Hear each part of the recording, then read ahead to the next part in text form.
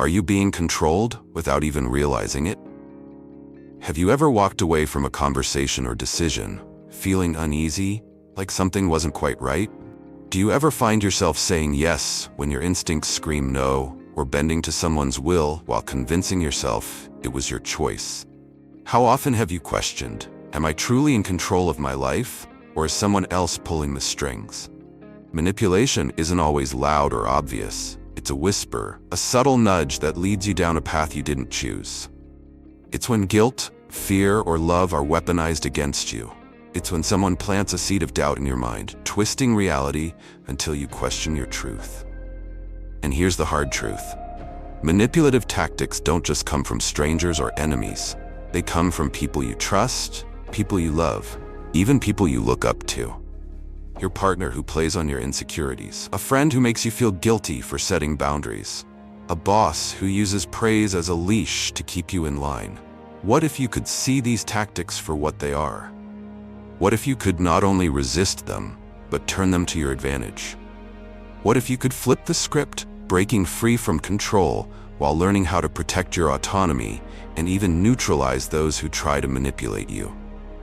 In this video, we'll dive into 7 life-changing lessons inspired by Stoicism and the art of psychological defense. You'll uncover not just how to recognize manipulation, but how to fight back, calmly, strategically, and without losing your integrity. These are not just lessons, they are tools for survival in a world where control is the ultimate currency. But let's start small. Here's your first step. Hit that like button. Why? Because your action signals to YouTube that this content matters, spreading it to others searching for clarity and strength. And let's be honest, if you're not ready to take a simple action like this, are you really ready to reclaim control of your life? So stay with me. Let's uncover the tactics that bind you, the strategies to break free, and the principles to live life on your terms. The moment you take back your power, you don't just avoid being controlled, you become unstoppable. Number 1, the foot in the door technique. Starting small to go big. Imagine this. Your partner innocently asks, "Can you skip your evening plans tonight? I need some company." It seems harmless, even sweet, so you agree. Next week, they ask again, this time to cancel an entire weekend plan. Soon enough, it's no longer a request, but an expectation. And before you know it, you're prioritizing their every whim over your own needs. This is the essence of the foot in the door technique. A classic manipulation tactic where a small, seemingly reasonable request sets the stage for much larger demands. Manipulators use this strategy to make you feel obliged to continue saying yes, convincing you that agreeing once means you're now committed. It's not just in relationships. In the workplace, it looks like this. Your boss asks, "Can you stay late just this once to finish up?" You agree, thinking it's a rare occurrence. But by the 3rd time, staying late has become part of your unspoken job description. Now let's sprinkle in a touch of pop culture. Think about how Netflix hooks you with a free trial or low introductory price. Try 1 month free, they say, and you're sold. Before long, you're binging shows, unable to imagine life without it, and willingly paying monthly fees, even if you only watch 1 episode a week. The pattern is clear. Once the door is cracked open, the requests and expectations grow larger, all while you rationalize your compliance. To break free from this cycle, you need to stop connecting past concessions to current decisions. Each new request should stand on its own merits, not on the weight of previous agreements. Ask yourself, is this something I genuinely want to do, or am I agreeing out of habit? What will happen if I say no? Here's how you could handle it. When your partner asks for the 2nd weekend in a row, respond calmly but firmly. "I was happy to change my plans last time, but I have commitments I need to honor now." Or, when your boss starts hinting at another late night, say, "I'm glad I could help before, but I can't make this a regular thing."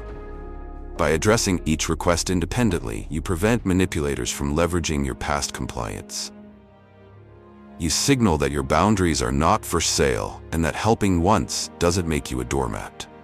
As Marcus Aurelius might say, do not be a servant to precedent. Let your actions align with your principles, not the expectations of others. Your time, energy, and priorities are yours to guard. Recognize the foot-in-the-door technique for what it is, a gradual erosion of boundaries, and stop the cycle before the door swings wide open. Number 2. The psychology of the sunk cost fallacy. The sunk cost fallacy is a mental trap. Manipulators exploit it by tying your identity and decisions to the effort you've already expended. They know that humans hate wasting resources, whether it's time, money, or emotional energy. This tactic preys on your desire to salvage your investment, even if continuing down the same path costs you more in the long run. Think about it. How many Americans stay in toxic jobs because of the years they've already spent climbing the corporate ladder? How many people keep unused gym memberships because of the one day they might return? The sunk cost fallacy is everywhere, whispering, "You've come this far, you can't give up now." Seneca's wisdom cuts through this illusion. The greatest loss of time is delay and expectation, which depend on the future. We let go of the present. Stoics remind us to evaluate decisions based on their current value, not their past cost. Here's how Jake could break free. 1. Detach emotionally from the past. Jake should remind himself that past investments are done. They can't be changed. What matters is whether continuing serves his present and future well-being. 2. Assess the present situation. He could ask himself, am I staying because I'm happy or because I'm afraid of wasting what I've already given? This clarity often reveals that holding on costs more than letting go. 3. Reclaim agency. Jake could respond to Olivia's manipulation by saying, I value everything we've shared, but I can't let the past dictate my future. I need to make choices that align with my happiness moving forward. If someone tries to use your past investments against you, you can subtly flip the narrative. For example, Jake could respond, I've given so much because I believed in us. But if I stay out of obligation, it wouldn't be fair to either of us. We both deserve honesty, not guilt. This response acknowledges the shared history while rejecting the manipulative framing. It's a powerful way to take control without falling into defensiveness. The lesson. The sunk cost fallacy is a master manipulator's tool because it keeps you tethered to something that no longer serves you. Whether it's a relationship, a job, or even a subscription you never use, the antidote is the same. Stop looking backward and start evaluating what brings value to your life now. In Jake's case, once he broke free from Olivia's grip, he realized that his investments weren't wasted. They were lessons. He learned what he valued, what he needed, and what he wouldn't tolerate in the future. And that, as Seneca might say, is the greatest return on investment of all. Number 3, the power of authority. Invoking external validation. Welcome to the age of social media, where the opinions of faceless crowds often dictate what we wear, where we eat, and even how we think. Manipulators thrive in this environment, wielding the weight of collective approval to nudge you into compliance. They don't just present their own opinions, they cloak their demands in the perceived wisdom of everyone else. Imagine this. You're in an argument with a friend, and they say, I talked to everyone, and they all agree. You're being unreasonable. Or your manager drops the classic, corporate expects us all to work overtime, it's what everyone is doing. Suddenly, it's not just their opinion anymore. It's the voice of a collective authority bearing down on you, demanding that you conform. On social media, this tactic becomes even more insidious. You post something meaningful, and a flood of comments rolls in, some praising you but others ridiculing your perspective. The manipulative voices pipe up. The majority disagrees with you. Are you sure you're on the right side of this? In these moments, the pressure to bend, to align with the consensus, can feel overwhelming. Platforms like Instagram, Twitter, and TikTok amplify the power of external validation. Viral trends, influencer endorsements, and crowd opinions subtly dictate behavior. If enough people comment, "This product changed my life," or "Only idiots wouldn't support this cause," you might feel compelled to follow the herd, even if it doesn't align with your values. Stoicism offers a powerful antidote: clarity. As Seneca taught, associate with people who are likely to improve you. Don't let the noise of the crowd drown out your principles. Here's how. 1. Ask questions. Challenge the supposed authority. If someone says everyone agrees, calmly respond, who exactly, and why does their opinion matter here? Force them to reveal specifics rather than hiding behind a vague crowd. 2. Separate fact from opinion. On social media, remember Marcus Aurelius's wisdom. Everything we hear is an opinion, not a fact. Pause before reacting to trends or groupthink. Is this truly valuable or just noise? 3. Reclaim your autonomy. When faced with pressure, reaffirm your right to make independent decisions. Say, I appreciate the input, but I'll decide based on my judgment. When Emma's boss pressured her with, everyone on the team is working overtime this week, she didn't cave. Instead, she asked, who specifically volunteered and what were their circumstances? I'd like to understand why it's necessary for me. Her boss faltered, realizing the so-called everyone was an exaggerated claim. Emma stood her ground and managed her workload without succumbing to unnecessary pressure.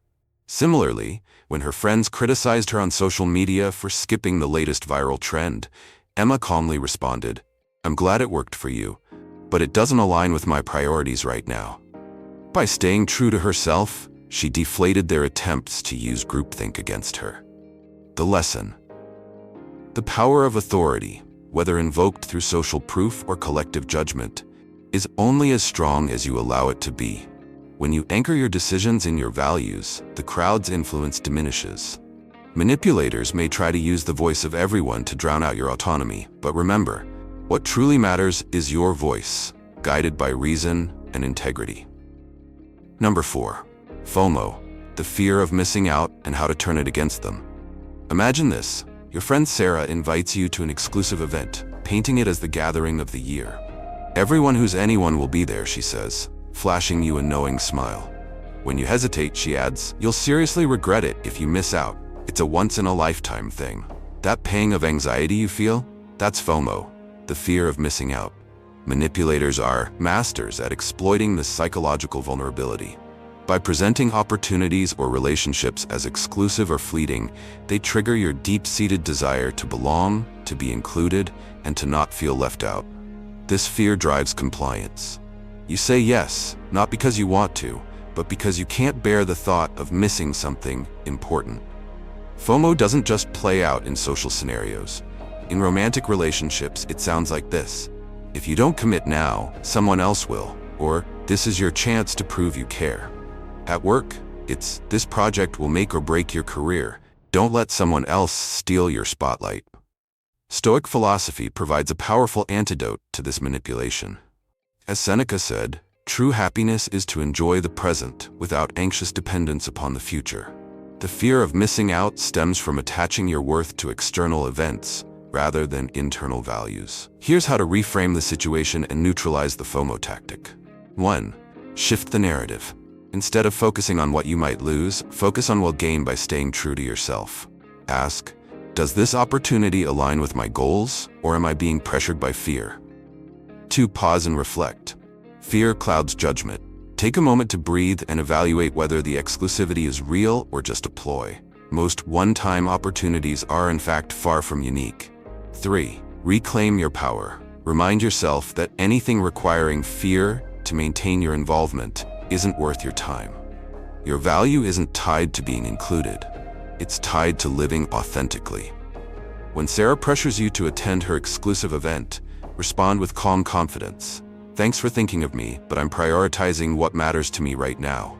I'm sure it'll be great though. This reply flips the power dynamic. You're no longer chasing her approval. You're standing firm in your decisions. Here's the twist. You can use the same principle to counter manipulation and subtly influence others. Just as manipulators use scarcity to pressure you, you can leverage scarcity to assert your boundaries. When someone pushes you with FOMO, reverse the situation. Create a sense of exclusivity around your time and energy. Say, I'd love to help, but I only have time for what truly aligns with my goals right now. Make them feel the privilege of your involvement. For example, I'm focusing on projects that bring mutual value. I'd need to see how this fits into that. This approach subtly shifts the narrative, making you the sought-after commodity rather than the one chasing approval. The fear of missing out is a powerful tool, both for manipulation and for empowerment. When someone uses it against you, remember that true fulfillment comes from within, not from external events. Flip the script by setting boundaries that prioritize your well-being over your pressure. And when the time comes, you can use the principles of exclusivity to protect your energy and influence others on your terms. Because, as Seneca might say, the truly wise person knows that they lack nothing, and that's what makes them truly rich.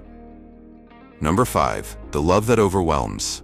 A tale of manipulation through love bombing. Emma thought she had found the love of her life when she met Ryan. He was charming, attentive, and seemed to understand her in ways no one else ever had. From the very beginning, Ryan showered her with affection. Flowers on ordinary weekdays, constant compliments like, "You're the most incredible person I've ever met," and extravagant gestures that left Emma breathless. It felt like a whirlwind romance, a dream come true. Ryan made her feel seen, adored, and utterly irreplaceable. But as the weeks went on, Emma started to notice something strange. The overwhelming affection wasn't consistent. One night, after a minor disagreement about her plans with friends, Ryan withdrew completely. The sweet texts stopped. The calls became brief and distant. When Emma asked what was wrong, Ryan sighed and said, "I guess I just didn't think you cared about us as much as I do." Emma panicked. She had become so accustomed to Ryan's constant attention that his withdrawal felt like a vacuum, pulling her into a spiral of self-doubt. Was she being selfish? Was she not giving enough? She canceled her plans, stayed home to make it up to him, and promised to do better. And just like that, Ryan returned to his old self, showering her with love and praise as if nothing had happened. It was a cycle. Intense love, sudden withdrawal, and Emma bending over backward to regain his affection. Love bombing is one of the most insidious manipulation tactics. It creates dependency by flooding you with affection, building an emotional high that's hard to resist. When that affection is abruptly withdrawn, it leaves you desperate to regain it, willing to compromise your boundaries and values to keep the relationship intact. Ryan's tactics weren't about love, they were about control. By making Emma crave his attention, he ensured she'd always put his needs above her own, even at the expense of her happiness. Stoicism teaches us to ground our sense of self in our values, not in the fleeting highs of external validation. Epictetus reminds us, it is not what happens to you, but how you react to it that matters. Emma needed to realize that Ryan's affection was conditional, not genuine. To counter love bombing, it's crucial to 1. Pause and reflect. Enjoy affection, but don't let it define your worth. Ask yourself, is this love consistent, or is it being used to control me? 2. Set clear boundaries. Accept compliments and gestures, but don't let them sway your decisions. For instance, if Ryan praised Emma and then demanded she give up her plans, she could calmly reply, "I appreciate how much you care, but I also need time for myself." 3. Focus on your stability. Build a life outside the relationship. The more you anchor your happiness in your passions, friends, and self-worth, the less susceptible you are to emotional manipulation. The turning point. Emma eventually began to see the pattern. After another episode of Ryan's withdrawal, instead of apologizing, she calmly said, "I value your love, but I can't base my decisions on the fear of losing it. If we're going to make this work, we need mutual respect, not emotional games." Ryan was caught off guard. His tactic relied on Emma's compliance, and her newfound confidence disrupted his control. The lesson love bombing isn't about love, it's about dependency. True affection doesn't come with strings attached or demands that compromise your boundaries. Remember, genuine love uplifts and respects you. It doesn't overwhelm you or make you question your worth. When someone uses love as a weapon, the Stoic response is to stand firm in your values. Accept affection with gratitude, but never let it dictate your decisions. As Epictetus teaches, your happiness should be yours to control, not someone else's tool of manipulation. Number 6. The appeal to fear strategy, catastrophizing the consequences. The art of fearmongering, a favorite tool of manipulators everywhere. Why bother with reason when you can terrify someone into compliance? The appeal to fear strategy paints a picture so catastrophic, so apocalyptic, that you feel compelled to act, not out of conviction, but out of sheer panic. If you don't do this, the world as we know it will collapse. Without your help, we're all doomed. Fail to comply, and disaster is inevitable. Really? How very dramatic. This tactic relies on your instinctual aversion to risk. Humans are hardwired to avoid danger, even hypothetical danger, which is why vague threats of impending doom often work. Manipulators exploit this primal reaction, creating a scenario where inaction feels like a death sentence. But here's the secret they don't want you to know. Fear thrives in ambiguity. The more exaggerated and undefined the threat, the more powerful it seems. The Stoics have no patience for theatrics. Marcus Aurelius famously wrote, "You have power over your mind, not outside events. Realize this and you will find strength." In other words, the catastrophe isn't real, it's in your head, planted there by someone with an agenda. To counter the appeal to fear strategy, you must pull the veil back on the manipulator's doomsday scenario. Here's how. 1. Demand specifics. Ask for evidence. Fear crumbles under scrutiny. What exactly will happen if I don't comply? What proof do you have? 2. Assess the risk objectively. Most catastrophes are wildly overblown. Step back and evaluate the actual consequences. Are they as dire as the manipulator claims? Spoiler alert, they rarely are. 3. Shift the burden of proof. Make them justify their claims. If they insist, this decision will ruin everything, calmly reply, let's break that down. What are the realistic outcomes? Manipulators don't want you to think, they want you to react. Fear paralyzes logic and clouds judgment, making you more likely to agree to unreasonable demands. But once you strip away the hyperbole and examine the situation with clarity, fear loses its grip. The beauty of this approach is that it flips the script. By questioning their catastrophic claims, you force the manipulator to confront their narrative. And guess what? Most fearmongers have no follow-through. Their threats were never meant to be examined. They were meant to scare you into submission. And here's where we add a touch of irony. Next time someone wails, if you don't act now, everything will fall apart. Consider channeling your inner Seneca and replying with a wry smile, "Ah, I see you've become a prophet of doom. Tell me, when exactly should I expect the apocalypse?" By injecting a little humor, you deflate their attempts at intimidation. Fear thrives on seriousness, but it cannot withstand ridicule. The appeal to fear strategy relies on your willingness to panic. But panic is a choice. The Stoics remind us that courage is not the absence of fear, but the ability to see fear for what it is, an illusion, a shadow puppet designed to distract and control. Next time someone waves their doomsday wand, resist the urge to comply. Question, analyze, and laugh if necessary. Because the world isn't ending, and even if it were, you'd face it on your terms, not theirs. Number 7, the triangulation tactic, using a third party to control you. Manipulators love to complicate what should be simple. Why settle for a straightforward conversation when you can bring in an audience? Enter triangulation, the art of dragging a third party into the equation to tilt the balance of power. It's a classic move, as old as human relationships. Even Ben agrees with me. Or, if only you were more like Danny. The genius and cruelty of triangulation lies in its ability to make you feel inadequate, isolated, or outnumbered. Suddenly, it's not just their opinion you're dealing with. It's the collective judgment of someone else, real or imagined. You're no longer arguing with them. You're fighting against a ghostly tribunal. This tactic plays on your natural desire for validation and belonging. By invoking a third party, manipulators create the illusion that their perspective is not just personal but universal. See, it's not just me. Everyone feels this way. And because the human brain is wired to avoid social rejection, you instinctively lean toward compliance to fix the situation. But the reality? That third party is often exaggerated, misrepresented, or entirely fabricated. The manipulator isn't interested in truth, they're interested in leverage. The Stoics remind us to focus on what we can control, our thoughts, reactions, and choices. As Marcus Aurelius wrote, "Waste no more time arguing about what a good man should be. Be one." Your self-worth isn't determined by comparisons or the opinions of others. Here's how to dismantle triangulation. 1. Reject comparisons. When they say, "You should be more like John," respond calmly, "I'm focused on being the best version of myself, not someone else." Refuse to engage in the manipulator's game of one-upmanship. 2. Challenge the third party's role. When they invoke a third party, ask for specifics. What exactly did they say? And how is that relevant to us? Often the vague, "someone else" falls apart under scrutiny. 3. Refocus on the core relationship. Steer the conversation back to the issue at hand. Say, "This is about us. Let's focus on resolving it without bringing others into the mix." This redirects the dynamic to a balanced playing field. Triangulation thrives on ambiguity. To flip the script, you can play the manipulator's game against them without resorting to deception.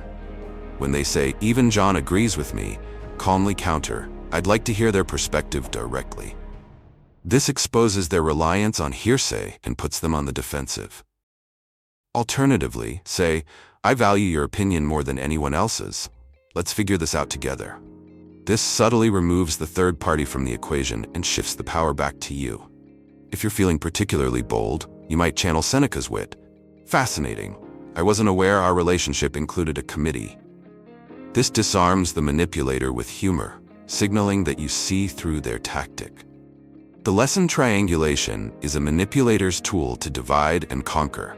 They want you to feel small, outnumbered, and desperate for their approval. But the Stoics teach us to rise above external noise. Your worth isn't defined by comparisons, and your relationships aren't arenas for third-party judgment. Remember, the strength of any connection lies in its authenticity, not in the opinions of bystanders. Refuse to be triangulated. Stand firm in your values, demand directness, and let the manipulator's house of cards collapse under the weight of its duplicity. In the end, your clarity and confidence will speak louder than any fabricated opinion ever could. Conclusion: take back control of your life. Manipulation is a silent thief. It steals your autonomy, your confidence, and your clarity without you even noticing. From emotional triggers to the sunk cost fallacy, manipulators use psychological tactics to bind you in invisible chains. But as the Stoics remind us, freedom is always within reach. Marcus Aurelius said, "You have power over your mind, not outside events." Realize this, and you will find strength. Breaking free starts with awareness. Recognize the games being played and refuse to participate. Reclaim your boundaries, question false narratives, and evaluate every decision based on its present value, not its past cost. Most importantly, remind yourself that manipulation thrives on fear and uncertainty. By grounding yourself in logic and self-respect, you take back the power they tried to steal. The beauty of this journey isn't just escaping manipulation. It's building a life where your values guide you, not the demands or judgments of others. When you step into your strength, you don't just survive, you thrive. You become unshakable. Now, here's your next move. If this message resonated with you, hit that like button. Why? Because your action tells YouTube this content matters, spreading it to others who, like you, are searching for clarity and empowerment. And let's be real, if you're not ready to take a small action like this, are you truly ready to take control of your life? Subscribe, share this video, and let's build a community of strength and autonomy. Together, we'll learn not just to navigate manipulation, but to rise above it. Because when you take back your power, everything changes. And that journey starts now, with you.